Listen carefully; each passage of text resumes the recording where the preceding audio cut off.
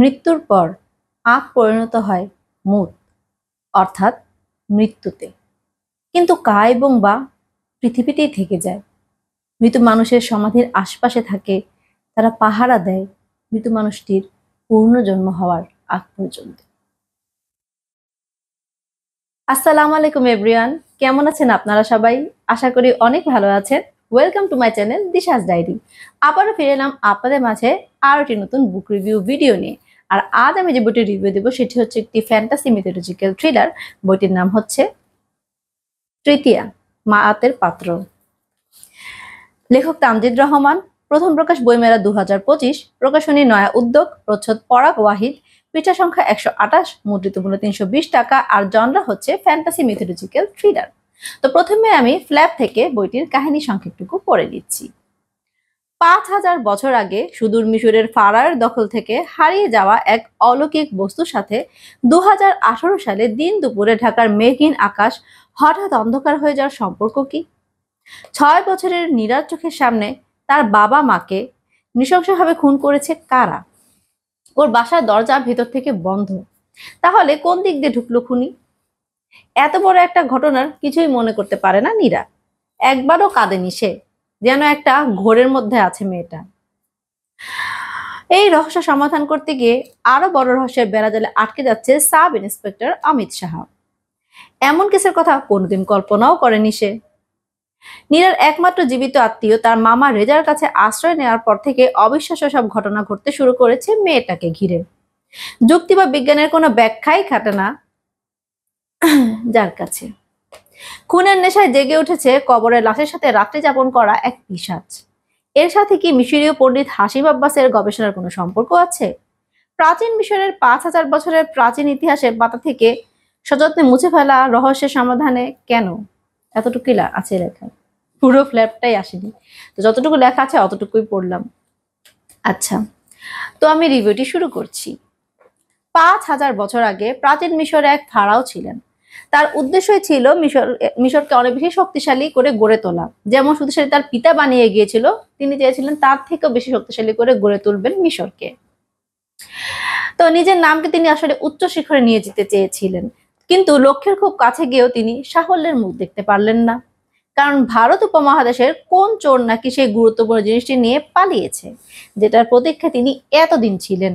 এখন তাকে অপেক্ষা করতে হবে, কিন্তু কত যুগের অপেক্ষা? যে জিনিসটা দরকারি ছিল, মানে যে জিনিসটা দিয়ে আসলে তিনি মিশরকে অনেক শক্তিশালী করে গড়ে তুলতেন, যে যাই তার ইচ্ছা ছিল আর কি, ওই জিনিসটাই না আসলে চুরি হয়ে গেছে। কে জানি চুরি করে, ভারত উপমহাদেশে কেউ চুরি করে সেটা নিয়ে পালিয়েছে। তাদের আর কি তার সমস্যা হয়ে গেছে, যে জিনিসটা আসলে করতে চেয়েছিলেন সেটা করতে পারেননি। তো হাসিম আব্বাস মিশরীয় মিথোলজি বিদ্যায় আর প্রত্নতত্ত্ব বিষয়ে একজন যুগান্তকারী লোক।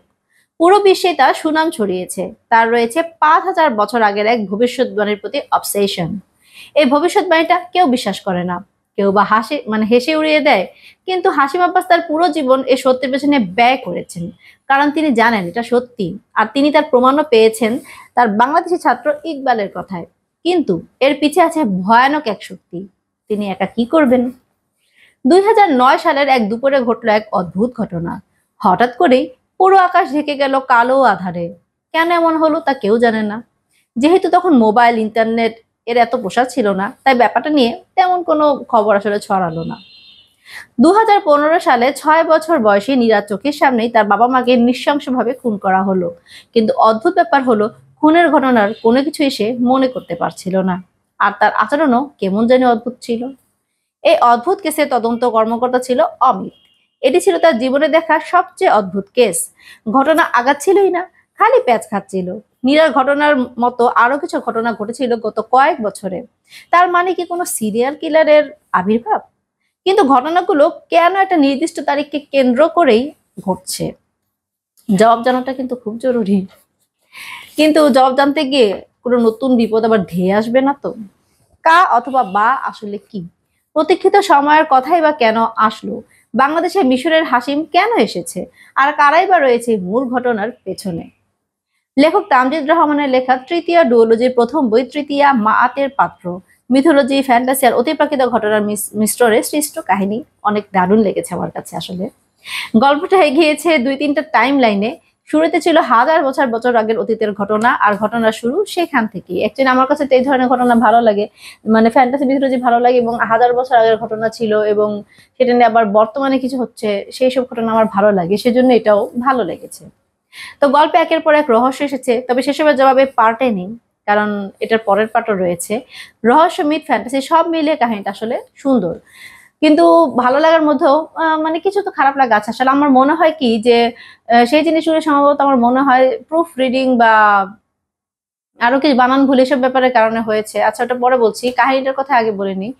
এই কাহিনীতে মানে যে জিনিসটা এসেছে যে ৫,০০০ বছর আগে মানে এক ফারাও ছিলেন, মানে আসলে সে চেয়েছিল কিছু একটা করতে, যে কারণ মানে যেটা করলে সে অনেক বড় কিছু হতে পারবে, হ্যাঁ, মিশরকে সুন্দর করে গড়তে পারবে, কিন্তু তার মানে যেটা চাওয়া সেটা আসলে ঠিক মানে পূরণ হয়নি, কারণ ভারত মহাদেশের কেউ যে জিনিসটা দরকার ছিল সে চাওয়াটা পূরণ করার জন্য সেটা নিয়ে পালিয়ে গিয়েছিল, এবং এত বছর পরে ৫,০০০ বছর পরে সেই জিনিসটা আবার ফিরে এসেছে। এবং ২০০৯ সালের কথা যেটা বলা হয়েছে যে হঠাৎ করে মানে কালো আকাশ, মানে কালো একদম মেঘে ঢেকে গিয়েছিল আকাশ, সেটার সাথে অবশ্যই সম্পর্ক আছে, সেটা একটা গুরুত্বপূর্ণ পয়েন্ট, যদিও জিনিসটা মানে অতটা ছড়ায়নি, কারণ ওটা আসলে মানে ইন্টারনেট মোবাইল ফোন অতটা সক্রিয় ছিল না সেজন্য। তো এরপরে আসে ২০০০। এখানে একটা কথা বলি, প্রথমে যখন আমি ফ্ল্যাপের কাহিনী পড়ছিলাম তখন কিন্তু আমি বলেছিলাম ২০১৮ সালের ঘটনা, মূলত ২০১৮ সাল না, এরপরে কিন্তু ২০১৫ সালের ঘটনা এসেছে। এই সালটা নিয়ে কয়েকবার একটু সমস্যা হয়েছে, এই যে বললাম না ভুলের কারণে, আমি বুঝলাম না ২০১৮ বলে ২০১৫-তে গেল কি করে। কারণ যেখানে নীরার কথা বলা হয়েছে, যে ক্যারেক্টারটা নীরা, যে ছোট মেয়ের ক্যারেক্টারটা, সে জন্ম নিয়েছে ২০০৯ সালে। তো তাহলে তাদের ৬ বছর বয়সের কথা বলা হয়েছে, তা সেটা তো ২০১৫ সালে সম্ভব, ২০১৮ সালে তো তার বয়স ৯ হয়ে যায়। আমি জানি না এই ভুলটা কেন করেছে। হ্যাঁ, কিন্তু এমনিতে যদি কাহিনীটার কথা বলি তো বর্তমানে যেটা ছিল সেটাও ভালো লেগেছে, এবং মাত্র ১২৮ পৃষ্ঠার বই, মানে এটা পড়তে আসলে আমার মাত্র মনে হয় একদিন লেগেছিল না ২ দিন লেগেছিল, কারণ বইটা মানে সাইজে তো ছোটই, যে কারণে শেষ হয়ে গেছে তাড়াতাড়ি। আর বইটার কাহিনীটা ভালো লেগেছে, মানে পড়ার মতো, মানে তরতর করে পড়ে যাওয়ার মতো, কিন্তু কিছু কিছু জিনিস আসলে মানে একটু খারাপ লেগেছে আমার কাছে, মানে বুঝতে পারিনি বা যে কোনো কিছুই হোক সেটার জন্য হয়তো আমার ভালো লাগেনি, কিন্তু এমনিতে কিন্তু কাহিনীটা পড়ে মজা পাওয়ার মতো, কারণ ৫,০০০ বছর আগের একটা ঘটনা, তারপরে সেটা নিয়ে আবার এত বছর পরে কি হলো এবং সেটার সাথে বাংলাদেশের কি সম্পর্ক, এই জিনিসটা আমার কাছে ভালো লেগেছে। হ্যাঁ, এখন বলি প্রোডাকশনের কথা। নয়াদ্বীপ প্রকাশনের প্রোডাকশন। তা বইয়ের যেটা মানে প্রচ্ছদ, মা আতের পাত্র, এখানে সাপ আর একটা ছোট মেয়ের ছবি এসেছে। মা আতের পাত্র সাপের কিছু নাকি জানি না। আর হ্যাঁ, মিশরে হায়ারোগ্লিফিক্সও আছে, আর এবং পৃষ্ঠা সবই ঠিক আছে, কিন্তু যেটা সবচাইতে বাজে অবস্থা সেটা বলবো, নয়াদ্বীপের মানে বইগুলোতে মানে যে জিনিসটা বেশি পেয়েছি সেটা হচ্ছে বানান ভুল, প্রচুর বানান ভুল থাকে, মানে এত বানান ভুল কেন থাকে আমি জানি না, বানান ভুল তো থাকবেই, এমন বানান ভুল থাকে যেটার জন্য মনে হয় কি এক শব্দ আরেক শব্দ হয়ে গেছে। আমি এর আগে, হ্যাঁ, আমি প্রায় ২ বছর আগে মনে হয় সম্ভবত এই নয়া উদ্যোগের আরেকটা বইয়ের রিভিউ দিয়েছিলাম, এবং সেই বইটাও না মানে এইরকমই ছিল, মানে ফ্যান্টাসি টাইপের বই ছিল, মানে অনেক বছর আগের ঘটনা আর এখনকার ঘটনা, মানে দুইটা টাইম না, যেমন এখানে টাইম লাইন আছে আর কি, সেরকমই। ওইখানে ওই বইটার যে অবস্থাটা একদম হরেবল অবস্থা ছিল, মানে বুঝলাম না সেই বইটা অ্যাকচুয়ালি মানে এই বইমেলা উপলক্ষ করেই তারা মানে প্রকাশ করেছিল। আমার মনে হয় কি যে এই বইমেলা উপলক্ষ করে যেসব বই প্রকাশ করা হয় তারা মনে হয় সম্ভবত এগুলিতে অনেক তাড়াহুড়া করে, কিন্তু আমার কথা হলো একটা বই তাড়াহুড়া করে বের করলে তো হবে না, যদি বইটা যদি সমস্যা থাকে তাহলে তো পাঠকদের কাছে সেই জিনিসটা মানে ভালো লাগবে না, দেখা যাবে ওই সমস্যাটার কারণে সেটা জনপ্রিয়তা কমে গেছে এবং বইটার থেকে যতটা আশানুরূপ একটা ফল আশা করা হয়েছিল সেটা হয়নি। তো এখানে হয়েছে কি, মানে ওই বইটাতে বললাম না অনেক ভুল ছিল বানান, মানে এমন বানান ভুল ছিল যে আবার দেখা গেছে যে একটা শব্দ সাথে আরেকটা শব্দ মিশে, মানে দুইটা শব্দ মিশে আরেকটা শব্দ হয়ে গেছে, এরকম একটা অবস্থা ছিল, অনেক কষ্ট হয়েছে। তাই এখানেও এই সমস্যাটা ছিল যে বানান ভুল ছিল এবং নামের উল্টাপাল্টা অবস্থা, যে জিনিসটা সবচেয়ে আমার বিরক্ত লাগে, কারণ নামটা যদি উল্টা হয়ে যায় তাহলে একদম প্রবলেম হয়ে যায়, জিনিসটা বোঝা যায় আসলে মানে কার কথা বলা হয়েছে, কারণ নামই উল্টা হয়ে গেছে, এখন আসলে কে করেছে কাজটা এটা বুঝতে একটা সময় চলে যায়, তখন বিরক্তিটা এসে পড়ে। এবং সবচেয়ে বাজে যে জিনিসটা শিখেছে সেটা হচ্ছে ইংলিশ যে কথাগুলো ছিল সেগুলো সম্বন্ধে বিজয় কনভার্ট করতে গিয়ে তারা একদম শেষ করে দিয়েছে, মানে এগুলি ভেঙে ভেঙে এসেছে। ইয়ে আছে না ওই যে বসুন্ধরা বসুন্ধরা মানে রস হ কিরকম ধরনের যেন জিনিস এসেছে, এবং প্রত্যেকটা শব্দতে প্রথমে যখন আমি মানে এরকম লেখা রস মানে এই ধরনের একটা কিছু লেখা, মানে এটা উচ্চারণ করার মতো না। তো কয়েকটা মানে সব মানে অক্ষর লেখা বাংলা, তো আমি প্রথমবার যখন এই ভুলটা পেয়েছি যে ইংলিশে, আমি প্রথমে ভাবলাম যে কি লেখলো এটা, মানে কিসের জন্য এরকম শব্দ আসলো বুঝিনি প্রথমে। পরে আবার এরকম শব্দ এসেছে, তাই আমি বললাম যে এটা কিসের জন্য আসছে, মানে কি বলতে গিয়ে জিনিসটা আসছে। পরে যখন এরপরে গিয়ে খেয়াল হলো যে আসলে এটা ইংলিশ শব্দ, মানে যখন কোনো ইংরেজি কথা বলছে, হ্যাঁ, তখনই সেটা না, মানে ইংরেজি শব্দটা আর আসেনি, ভেঙে আসছে। এখন এই শব্দগুলো এখানে যে তারা কি বলেছে সেটা আমি কিভাবে কোত্থেকে জানবো?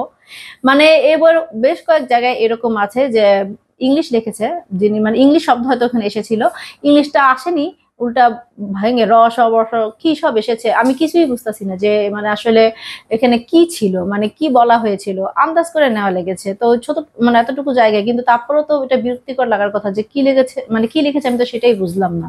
তা এইরকম হবে কেন? কারণ একটা ইংলিশ যেটা বিজয় কনভার্ট করে যাই করেন না কেন, এটা ভেঙে যদি আসে, আমি যদি নাই বুঝতে পারি যে এটা কি আসলে মানে কি লিখেছেন, তাহলে আমার লাভ কি করে? তা এই জিনিসটার কারণে না বইটা পড়তে গিয়ে আমার যদি বিরক্তি এসে থাকে, তাহলে এই জিনিসের কারণে হয়েছে। ভাই ইংলিশ মানে ওয়ার্ডটা আসেই নি, কি বলেছে সেটা বুঝতেই পারছি না, সেখানে কতগুলো বাংলা অক্ষর দেওয়া শুধু, মানে কিছুই বোঝা যায় না, আর বানান ভুল তো আছেই। তো এই জিনিসটা আসলে আমি আমার নয়াদ্যকের কাছে আমি বলবো যে আসলে তাদের বানান ভুলটা অনেক থাকে, এবং উল্টাপাল্টা যে ইংলিশটা হয়ে গেল কি সব শব্দ, ইংলিশ শব্দটা কি ছিল সেটাই আমি জানতে পারলাম না। তারপর আবার নাম চেঞ্জ হয়ে যাওয়া, বানান ভুল, এগুলি আসলেই বিরক্তিকর। এটা খুবই মানে আমার কাছে দৃষ্টিকটু লাগে এবং পড়তে খুব বিরক্ত লাগে। তাই আমি বলবো যে তাদের প্রোডাকশনের প্রুফ রিডিং এর কথা যদি বলি, খুবই খারাপ। এবং মানে কি লেখে না লেখে, যে ইংলিশটা যে বুঝতে পারিনি, এটা নিয়ে আমার খুব রাগ লেগেছিল যে আরে কি লিখেছে আমি তো বুঝলামই না। তো এর জন্যই খারাপ লেগেছে। এমনিতে বইটা কিন্তু ভালো। তো আমার কাছে একটা জিনিস খারাপ লেগেছে যে এই প্রুফ রিডিং এর জন্য, এই সব ভুলের জন্য হয়তো দেখা যাবে লেখকের বইটা ভালো হওয়ার পরেও মানুষ হয়তো পড়েনি, এই মানে বিরক্তির কারণে। এই জিনিসটা আমার কাছে খারাপ লেগেছে। তা আমি বলবো না ওদেরকে যে তারা যাতে এই বইটার যখন রিপ্রিন্ট করবে তখন যাতে বইটার মানে এই ভুলগুলো সংশোধন করে নেয়। ভুল থাকলে, এরকম ভুল থাকলে আসলে সেটা হতাশা জাগায়, বিরক্ত লাগে। তো এই বইটা ছিল অ্যাকচুয়ালি ফ্যান্টাসি এবং মিথোলজিক্যাল থ্রিলার, ফ্যান্টাসি মিথোলজিক্যাল মিশেল একটা সুন্দর থ্রিলার বই। এবং এটার কিন্তু আরেকটা পার্ট আছে, দ্বিতীয় পার্টের নাম সর্পাবতার। এখানে কিন্তু সাপের ছবিটা এসেছে, এবং পরের বইটার নামই হচ্ছে সর্পাবতার। এবং এইখানে মানে অনেকগুলো প্রশ্ন এসেছে, ঝুলে গেছে, যে জিনিসটা কিন্তু উত্তর নেই। এই উত্তরগুলো আমি তো বললামই, সেই উত্তরগুলি সব কিন্তু পরের পার্টে পাওয়া যাবে। পরের পার্টের বইটা একটু বড়, মানে মোটা, এটা তো একদম ছোট বই, 128 পৃষ্ঠার, ওটা একটু মোটা বই। এবং ওইখানেও ওইখানেই সব উত্তর দেওয়া আছে। এবং ওই বইটা হ্যাঁ আমি পড়েছি, এবং ওই বইটা আমি পরবর্তী একদিন রিভিউ দিয়ে দিব। তো চমৎকার একটা বইয়ের রিভিউ তো আমি দিয়েই দিলাম, আপনারা পড়ে দেখতেই পারেন। Happy reading. তো দর্শক, আজ এই পর্যন্তই। ভিডিওটি ভালো লাগলে প্লিজ প্লিজ প্লিজ আমার চ্যানেলটি সাবস্ক্রাইব করবেন, আর বেশি বেশি করে লাইক কমেন্ট শেয়ার করবেন, কারণ আপনাদের ভালোবাসাতে আমার চ্যানেলটি এগিয়ে যাবে। আর আমি সুন্দর সুন্দর ভালো ভালো বইয়ের রিভিউ নিয়ে আসতে পারবো, মানে কন্টেন্ট নিয়ে আসতে পারবো, যে জিনিসটা আমি আসলে আশা করি। আর যারা অলরেডি সাবস্ক্রাইব করে ফেলেছেন তাদেরকে তো অসংখ্য ধন্যবাদ যে আপনারা আমার চ্যানেলটি সাবস্ক্রাইব করেছেন, আপনারা আমাদের মানে আমার রিভিউ দেখেন, অবশ্যই ভালো লাগে বলেই হয়তো দেখেন। হ্যাঁ, তারপর আমি চেষ্টা করি ভালো করার। আর আপনাদের যদি কিছু জানার থাকে বা বলার থাকে, বা যদি কোনো বইয়ের রিভিউ চান, তাহলে কিন্তু অবশ্যই সেটা আমাকে কমেন্ট বক্সের মাধ্যমে জানিয়ে দেবেন, আমি চেষ্টা করব রিপ্লাই দেওয়ার। আমি কিন্তু আপনাদের রিপ্লাই দেও, যারা যারা আমার মানে আমার ভিডিওগুলোতে কমেন্ট করেন তারা অবশ্যই দেখেছেন যে আমি কিন্তু মানে রিপ্লাই দিই কমেন্টের। আর হ্যাঁ, আমি আবারও ফিরে আসব আরো একটা নতুন বইয়ের ভিডিও নিয়ে। একটা নতুন বই বা অনেকগুলো বইও হতে পারে, কারণ যদি আবার আমি বই কিনে তখন তার সাথে অনেকগুলো বই থাকে না, এবং ওটা আমার কাছে খুব ভালো লাগে। নতুন বই আপনাদের সাথে শেয়ার করি, অনেক মজা লাগে। তো আবারও আমি ফিরে আসবো, ততদিন পর্যন্ত ভালো থাকবেন, সুস্থ থাকবেন, আর আমার জন্য অনেক বেশি দোয়া করবেন, কারণ আমি অনেক বেশি দোয়া চাই আপনাদের কাছে সবকিছুর জন্য। বলেন এইখানে এই বই পড়ার জন্য, সংসার জীবনের জন্য, বিজনেসের জন্য, মানে যা আমি যাই করি না কেন সবকিছুর জন্য আসলে আমি সবার কাছে দোয়া চাই যেন আল্লাহ রহম করে, এবং আমি সবকিছুর সাথে সুন্দরভাবে করতে পারি। আর হ্যাঁ, সেইভাবে বই পড়ে পড়ে আপনাদের কাছে সবসময় যেন সুন্দরভাবে ভিডিওটা নিয়ে আসতে পারি, যেটা যে মানে আমার যে জিনিসটা ভালো লাগে, যে কারণে আমি কাজটা শুরু করেছিলাম, মানে এই কাজটা, সেটা হচ্ছে আসলে আমি যখন বই পড়তাম না, মানে আমার মন চাইতো যে আসলে আমি মানে শেয়ার করি আমার কিরকম লেগেছে। কিন্তু হতো কি, অনেকে ধরেন রিভিউ লেখে, এবং লেখা রিভিউ অনেকে বেশি পড়ে, এবং আমিও পড়ি, এমন না যে পড়ি না, কিন্তু হয় কি আমার নিজের লিখতে মন চায় না। বিরক্তি লাগে এবং আমার মনে হয় কি লিখতে গিয়ে আমি অনেক পয়েন্ট মিস করব। বলতে গেলে কিন্তু আমি অনেক কথা অনেকবার বলতে পারি বা অনেক কিছু আমি বলতে পারি, আমার মাথায় আসে, কিন্তু লিখতে গেলে হয় কি সেটা অনেক সময় আমি বাদ হয়ে যায়, তখন মনে থাকে না। তাই আমি কি করি, জাস্ট গল্পের যে মূল ভাবটা, মানে গল্পের মধ্যে যে জিনিসটা, গল্পটার যে কাহিনীটা, সেটা জাস্ট আমি লিখে নিই। কারণ সেটা যদি আমি না লিখি তাহলে না আমার ভুল হয়ে যেতে পারে, কার কি নাম ছিল বা কে কি করেছিল সেটা হয়তো মনে করতে একটু সমস্যা হতে পারে। কারণ বই তো আমি পড়ে ফেলেছি, আমি হয়তো তারপর অন্য বই পড়ছি, তো তখন দেখা যায় যে সবকিছু হয়তো আমি মনে করতে পারছি না। সেটা সম্ভবও না যে সবার নাম মনে রাখা বা সবকিছু মনে রাখা। হ্যাঁ, দেখা যাবে যে সেটা বলতে গেলে আমি আটকে যাবো, তখন হয়তো আপনাদের কাছে ভালো লাগবে না। তাই সেই জিনিসটা আমি লিখে রাখি এবং দেখে দেখে সেটা হয়তো আমি আপনাদেরকে বলি। কিন্তু এরপরে যে পাঠ প্রতিক্রিয়া বলি বা কিরকম রয়েছে বা কি, সেটা কিন্তু আমি দেখি না। সেটা কিন্তু সম্পূর্ণ আমার মনের কথা এবং সেটা কিন্তু আমি একদম স্ট্রেট তাকিয়েই বলি। কারণ সেটা মানে আমার কেমন লেগেছে বা কি বুঝেছি বা কি জিনিসটা আমার কাছে মনে হয়েছে সেটাই আমি বলি। তো দোয়া করবেন অবশ্যই আমার জন্য অনেক বেশি।